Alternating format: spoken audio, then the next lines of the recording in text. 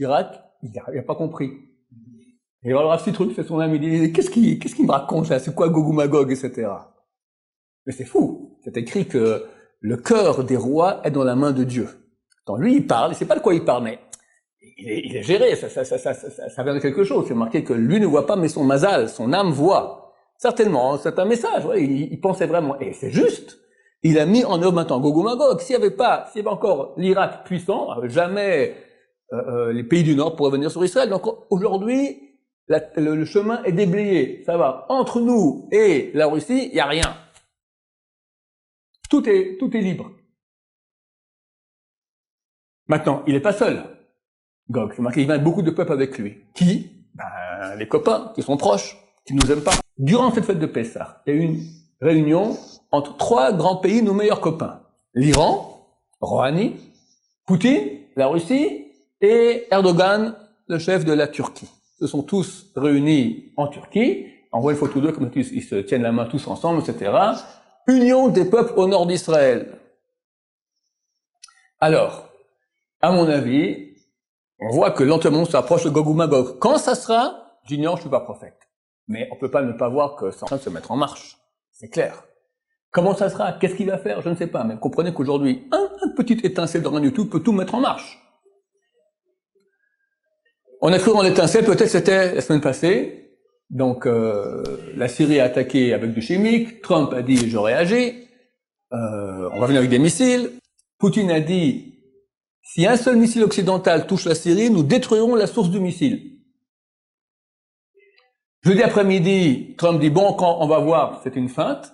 Shabbat, ils ont attaqué près d'une centaine de missiles en 2 minutes. 2 minutes. Et ils ont touché 9 points différents en Syrie. Aucune réaction russe pour le moment. Mais si jamais Poutine avait répondu, il envoie maintenant un missile sur un des bateaux comme les missiles, d'accord? Il détruit un destroyer américain, mais c'est fini, c'est la Troisième Guerre mondiale. Je vous rappelle ce qu'a dit le Gaon de Vilna, que lorsque les bateaux de guerre russes passeront par le Bosphore, le détroit du Bosphore, donc à Istanbul, alors les fils d'Israël revêtront leur habit de fête. Donc ça peut arriver, je sais pas quand Poutine va réagir, mais il y a une pression aujourd'hui de l'Amérique sur la Russie énorme, énorme. Et Poutine avertit sans cesse, attention, on est en train de glisser vers une troisième guerre mondiale. Quand il va réagir, je ne sais pas. Et comment, j'ignore aussi. Une chose très intéressante. Ça m'a fait titre la semaine passée. Les Occidentaux sont venus comment? En bateau. Il y a des photos du porte-avions qui partent d'Amérique, tout ça, qui arrive, etc. Plus avec les Britanniques et les Français. On a le plus grand prophète de tous les temps, Goy. Le plus grand prophète non de toute la Torah. Comment il s'appelle? Bilam.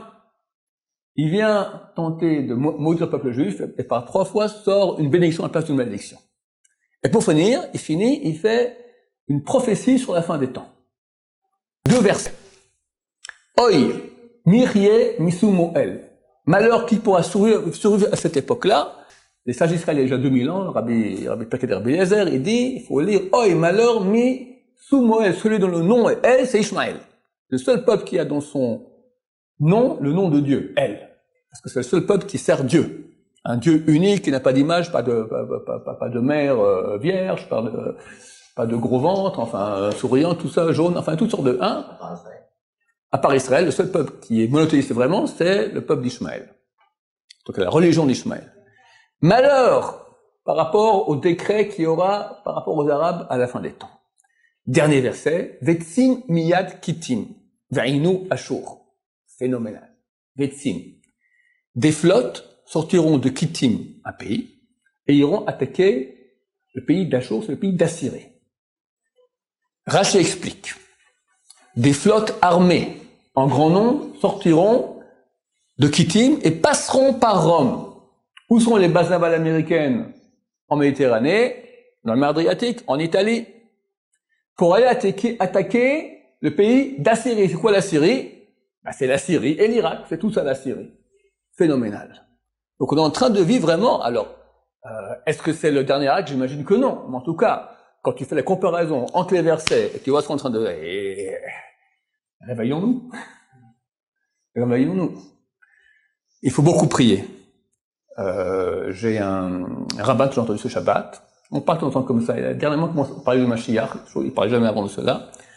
Il a dit qu'il a vu un des grands de la Torah. Je lui ai demandé après le cours ce qu'il savait, il n'a pas voulu me dévoiler. Un des grands de la Torah, qui a dit, sache que les hésitations que tu vois maintenant, vous savez pas, les Occidentaux allaient attaquer, n'allaient pas attaquer, oui, non. Il dit, c'est rien par rapport à ce qui se passe dans le ciel. Dans le ciel, il y a une guerre énorme. C'est un grand de la Torah qui parle. Entre les forces de défense et les forces d'accusation. La défense dit, on veut Mashiach maintenant. Mashiach now.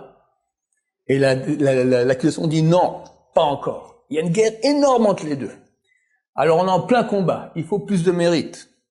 Il faut qu'on fasse attention, chacun de nous, surtout la Shonara, parce que la raison pour laquelle on est parti en exil, parce qu'il y avait la Shonara, il y avait la discorde, il y avait les bagarres dans le couple, pas de bagarres entre parents et enfants, beaux-parents et belles-filles et gendres, etc.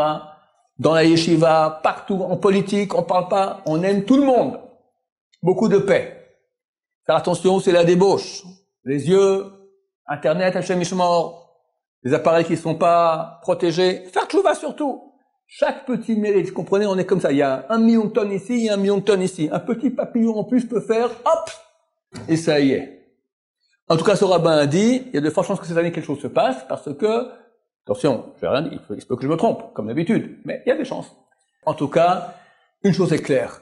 Celui qui regarde sur le long terme, il voit qu'il y a un mouvement extraordinaire qui va vers, on voit la réalisation des prophéties de la Bible. Retour en terre d'Israël, la terre qui donne ses fruits, on déblaye la route pour Gog et Magog, au nord, ils se réunissent, il faut encore le petit, et il faut qu'on prie pour que tout se passe berachamim, en miséricorde, sans infusion de sang. Le rabbin Samuel Bachor Zatzak, qui est un grand Torah, m'a dit, parce que normalement Gog et Magog c'est une chose qui est terrible, c'est une souffrance terrible. Il a dit, à mon avis, beaucoup ont dit comme lui aussi, toute la souffrance de Gog et Magog est déjà passée dans la Shoah.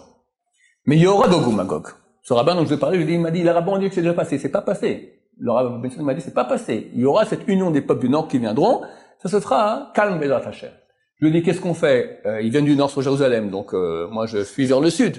Il m'a fait comme ça. Paradoxalement, ça sera le but du monde entier, Jérusalem, parce que la Shrina va se dévoiler, ils sentent ça, ils veulent empêcher. Paradoxalement, l'endroit le plus sûr du monde sera ici, Yerushalayim. Baruch Adonai, l'olam, amen, amen.